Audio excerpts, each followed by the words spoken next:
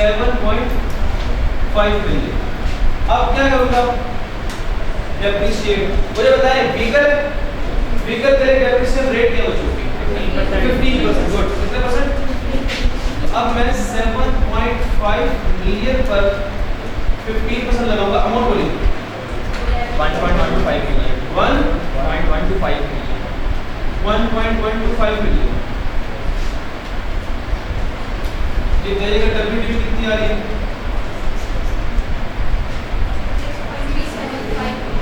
675 ठीक है, 6.375 million. Yes. अब अगेन 2023 फिर डेप्रिशिएट करूंगा। अब किसे करूं? 6375 मिलियन को बताएंगे डेप्रिशिएशन आ रही है 9562250 बस डब्ल्यूडी डन 5418750 ये है बच्चों टैक्स वालों की डब्ल्यूडीपी। अगर गाड़ी कौन सी होगी? महंगी गाड़ी। महंगी गाड़ी दो शर्तें हैं, गाड़ी फ्लाइंग हो नॉट फ्लाइंग हो। किराया लेती हो ना लेती हो? ना लेती हो, नॉट फ्लाइंग पर आएगा। और कॉस्ट कितने से एक्सीड कर रही हो? 7.5 मिलियन से एक्सीड कर गई तो ये कौन सी गाड़ी है? महंगी गाड़ी। कौन सी गाड़ी? महंगी गाड़ी। अब महंगी गाड़ी केस में जब हम टैक्स की डब्ल्यूडीपी कैलकुलेट कर रहे होंगे तो हम कॉस्ट को ओरिजिनल लेंगे या रिस्ट्रिक्टेड लेंगे? रिस्ट्रिक्टेड कितनी? उस हिसाब से डब्ल्यूडीपी कितनी बनी? 5418 यहाँ तक बात कर। सॉरी कम डिडक्शन है इसका पार्ट। तो ये आपने क्या जानना है? आपने महंगी गाड़ी खरीदी है, आपने महंगी गाड़ी खरीद के उसको आपने महंगी गाड़ी खरीद की बेचा तो महंगी गाड़ी, ये एक किस्म की सजाई है। ठीक है, आप देखिएगा बेची कितनी की? 8 मिलियन। अब 8 मिलियन की बेची है तो कंसिडरेशन भी 8 मिलियन नहीं लेंगे। फार्मूला है A into B by C। Formula क्या?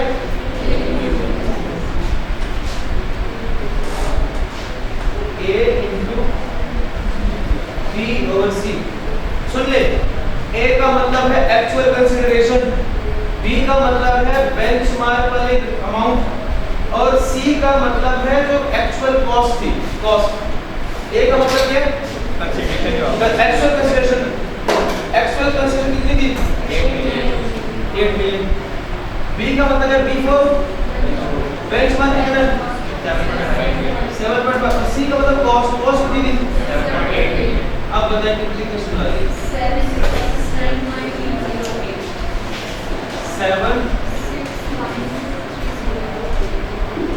79930 बताएं गेन आ रहा है लॉस आ रहा है? गेन आ रहा है कितना? 273 22 ऐसा पहले 767 यहाँ क्या? 920 अब ठीक है, 2273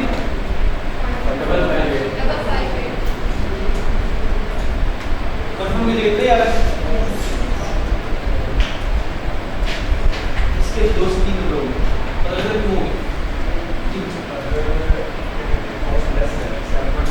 हो गए? अगर कॉस्ट 7.5 मिलियन से लेस है तो कुछ नहीं करना, फिर जो कंसीडरेशन है वो कंसीडरेशन लिख देंगे हम।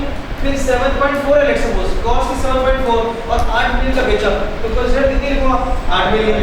यहाँ पर कितनी कॉस्ट लिखूंगा? 7.4 मिलियन। उसी को डब्ल्यू करें, डब्ल्यू निकाल को बढ़िया कोई रिस्ट्रिक्शन नहीं। कब रिस्ट्रिक्शन है? कॉस्ट गाड़ी कौन सी है? नॉट अप्लाइंग फॉर है, कॉस्ट किससे एक्सीड करगी? 7.5 से। अब टैक्स की डब्ल्यूडीपी कैलकुलेट करते वक्त एक्चुअल कॉस्ट होगा या रिस्ट्रिक्टेड कॉस्ट होगा? Restricted cost. कंसीडरेशन एक्चुअल होगा या फार्मूला लगाऊंगा? फार्मूला क्या? A into B by C। A multiplied by B by C। A is actual consideration, B is benchmark, C is cost। ये बात है। आगे पॉइंट पढ़िए का है The cost of passenger transport vehicle not planned for hire shall not exceed rupees 7.5 million। exceed नहीं करनी चाहिए, otherwise क्या होगा? Where the cost of passenger transport vehicle not meant for hire is restricted to 7.5 million. ये किसकी बात कर रहा है? यहाँ देखिए कॉस्ट रिस्ट्रिक्ट कितना हमने डेफिनेटली कैलकुलेट करते वक्त रिस्ट्रिक्ट कर दिया था 7.5 मिलियन तक. तो अब वो फार्मूला बताने जा रहा है कंसीडरेशन का. तो फार्मूला सुनते हैं क्या होगा?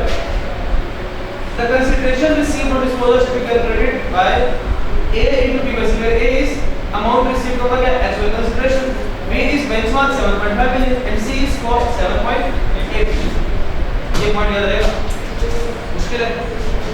पक्की बात याद है. ये बात कब अप्लाई होगी? दो बातें, दो शर्तें हैं. B का cost exceeding और चेंजेस भी कितनी आएंगी? दो किस्म की. टैक्स डेबिलिटी भी कैलकुलेट करते वक्त कौन सी कॉस्ट लूंगा?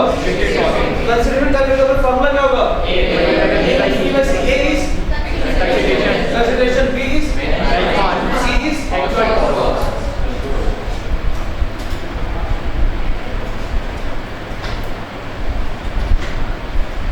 कौन सा था?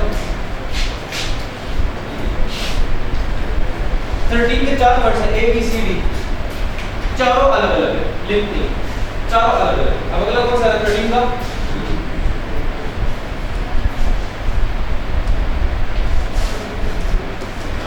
लेट्स सपोज मैंने एक बिल्डिंग देखी और मुझे बिल्डिंग पसंद आई और सर इस तरह कह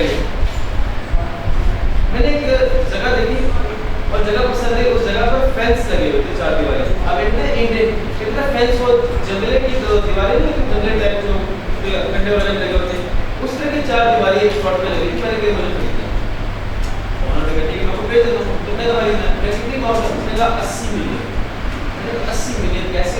उसने कहा जनाब 80 मिलियन ऐसे है, एक तो फेंस है तो फेंस के साथ लैंड है. फेंस है 30 मिलियन की और लैंड है 50 मिलियन की.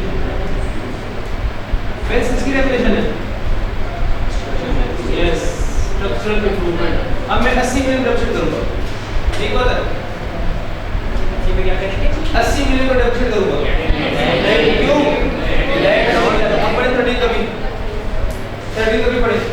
The cost of immovable property या स्ट्रक्चरल इंप्रूवमेंट की कॉस्ट में क्या चीज इंक्लूड नहीं होगी? Shall not include the cost of land. Cost of land को इंक्लूड नहीं करना. तो नाउ मैं डेप्रिशिएट कितने को करूंगा? ये बात मुश्किल थी, इससे साथ साथ हो ही सकती.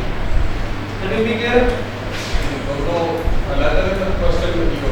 ये इसको मैं वो आप कहेंगे आपने जो फेंस खरीदा है ना, फेंस का जमीन भी खरीदी आपने. अब आप फेंस को डेप्रिशिएट करोगे ना, वो तो डेप्रिशिएबल एसेट है. क्या फेंस स्ट्रक्चरल इंप्रूवमेंट है? क्या स्ट्रक्चरल इंप्रूवमेंट डेप्रिशिएबल एसेट है? आप उसको डेप्रिशिएट करोगे. लेकिन कहना फेंस के साथ लैंड की पेमेंट भी की है, तो क्या लैंड को डेप्रिशिएट करोगे? नहीं. आप सिर्फ किसको करोगे? लैंड को वैसे भी डेप्रिशिएट नहीं होगा. अच्छा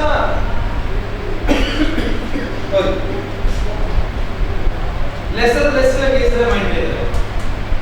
लेसर कौन था हमारे एग्जांपल में? लेसी कौन था? एसिड इस्तेमाल कौन कर रहा है? एसिड को डेप्रिशिएट कौन कर रहा है? बड़े पॉइंट 30 का scene. An asset owned by leasing company. Leasing company का मतलब है कि कौन है? बैंक.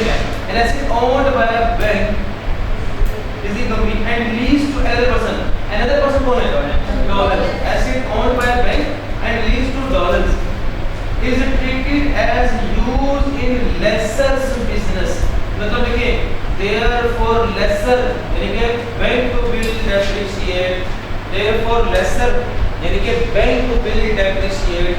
ये बात हम पहले पढ़ चुके 13 का सी पढ़ चुके हैं ना.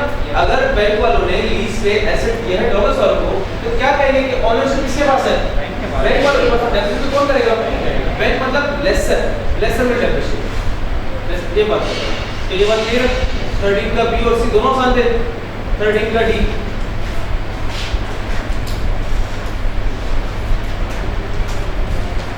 एग्जांपल पढ़िए. A company disposed of its factory building for rupees 10 million. ऐसा का कंसीडरेशन कितनी है? 10 मिलियन कंसीडरेशन है. Cost of the building at the time of acquisition 8 million. ये तो रिस्ट्रिक्टेड कॉस्ट क्या करेंगे हम? 7.5 से एक्सीड कर रहा है. नहीं करेंगे. क्यों? ये तो बिल्डिंग है, वो तो व्हीकल की बात हो रही है. बिल्डिंग खरीदी कितने की? 10 मिलियन. खरीदी कितने की? 8 की. बेची कितने की? 10 की. फार्मूला क्या है? Consideration less cost WDV। आगे बढ़ें। The WDV of the building at the time of disposal is 6.5 million। चलो जो इसमें WDV भी दे दिए, तो हम सिंपल क्या करते हैं? कंसीडरेशन लेस कैलकुलेटेड WDV यानी कि 10 लेस 6.5। एक चीज नोट करें, क्या बिल्डिंग की कॉस्ट कम है? क्या कंसीडरेशन ज्यादा है कॉस्ट से कि नहीं? ज्यादा है। कंसीडरेशन कितनी है? कॉस्ट कितनी है? ये बात स्पेसिफिकली अप्लाई होती है इमूवेबल प्रॉपर्टी पर।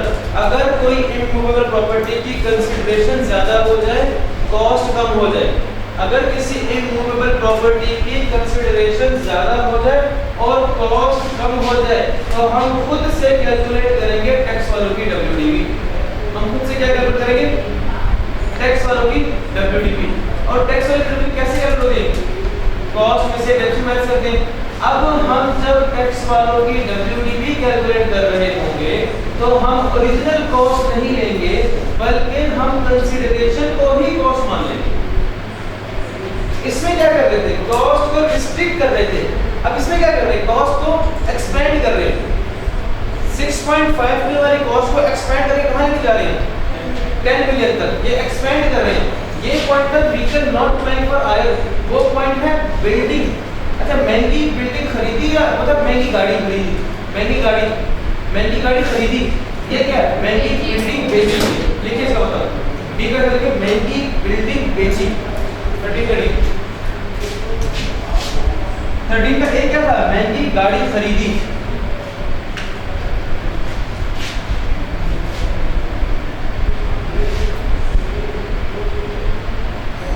देखिएगा गेन लॉस का फार्मूला क्या है?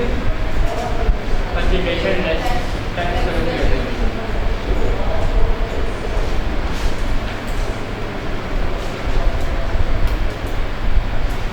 कितने की हमने बेची?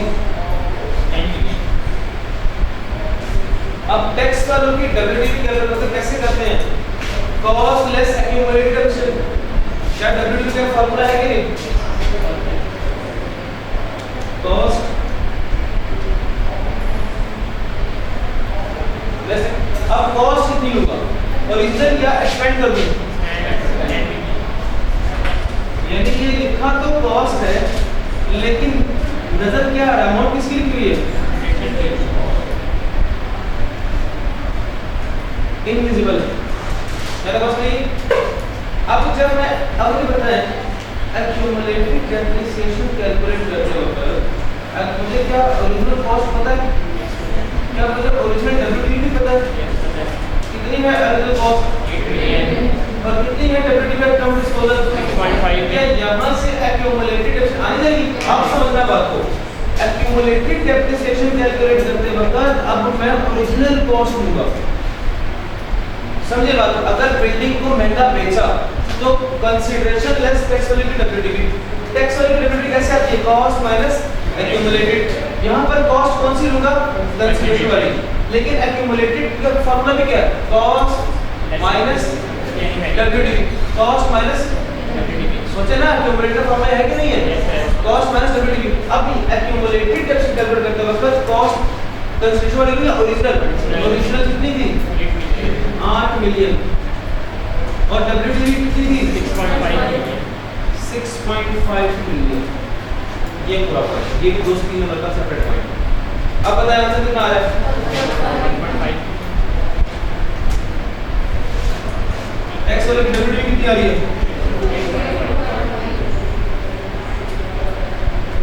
गेन कितना आ रहा है? 1.5। गेन को क्या करेंगे? इनकम में ऐड कर देंगे। मुश्किल है? दोबारा सुने। बस ये ऑर्डर ले उतना नहीं क्या बोल? हां समझे बात को? ये पॉइंट अप्लाई तो होगा व्हीकल पे या बिल्डिंग पे? बिल्डिंग पे। अच्छा, बिल्डिंग पे अप्लाई होगा। क्या बिल्डिंग सस्ती बेची है महंगी बेची? महंगी बेची। WDV में महंगी बेची, इसकी खरीदी की उससे ज्यादा कॉस्ट से महंगी बेची। अब कॉस्ट से महंगी बेची तो कंसीडरेशन वही रहेगी। टैक्स वाले की WDV का फार्मूला क्या है? Cost less accumulated. Cost less accumulated. अब कॉस्ट क्या लूंगा यहाँ पे? कंसीडरेशन फ्री कॉस्ट लूंगा। जब मैं एक्यूमुलेटेड कैपिटल कर रहा हूं तो एक्यूमुलेटेड का फार्मूला क्या है? Cost less WDV. अब मैं कॉस्ट कौन सी लूंगा? अब मैं कॉस्ट कौन सी लूंगा? ओरिजिनल। और डब्ल्यूडीवी पे सवाल में दी होगी जी। सर अगर वो नॉर्मल कंस्ट्रक्शन का करता है, कंस्ट्रक्शन का काम कर रहे हैं, मतलब बिल्डिंग बना के बेचते हैं, it doesn't matter, it does not matter. What does matter कि आप जो बिल्डिंग बेच रहे हो कितनी की बेच रहे हो। That's it. यहाँ इसकी बात है कि वो क्या करके बेच रहा है, उसका क्या काम है, क्या कमी, इसकी बात पढ़े ना। पॉइंट 13 कड़ी पड़ी, 13 कड़ी पड़ी। ये बहुत 13 जो है ओवर बड़ा बड़ा पॉइंट है। ए और डी बहुत इंपॉर्टेंट है। कहते हैं if consideration received for disposal of immovable property exceeds the cost. कितनी है कंसीडरेशन? 10 मिलियन। कितनी है cost? 8 million. The consideration shall be treated as the cost. यहां देखो, the consideration shall be treated as the cost. The consideration ये बताओ। And यहां पर कौन सी कॉस्ट होगा? एक्चुअल कॉस्टिंग बात कर रहे हैं 14 ये 3 पॉइंट कर रहा हूं तो पेपर में आने ही आने हैं। 13 का ए, 13 का डी और 14, ये 3 पॉइंट्स अगर आ गए कम से कम 7 नंबर है। 20 नंबर के सवाल में से 6 से 7 नंबर इन 3 पॉइंट्स होंगे। 13 का ए, 13 का डी और 14